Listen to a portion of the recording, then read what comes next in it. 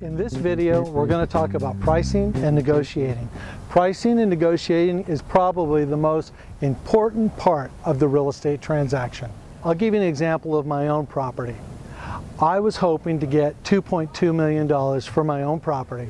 I listed it at $1.999999, just under $2 million. I held it open for 3 days. I made sure I had the wow effect when it came to viewing the property, so when people came, it was like spectacular.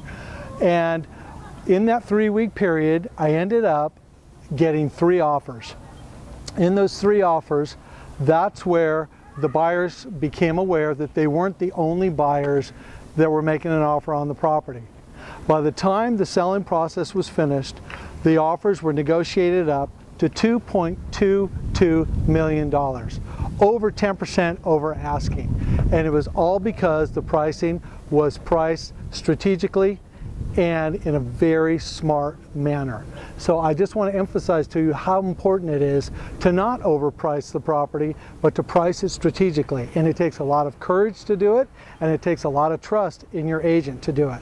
And the downside is, if you overprice a property, let's say at 2.2 if that was your goal, or 2.5 million if that was your goal, and you end up scaring buyers away because it's just too high, your property will become stale within 2 to 3 weeks. And that's what you want to avoid. So when it comes to pricing, it's critical that your agent be able to price the property strategically and in a place that's going to break preoccupation and get people excited about the property.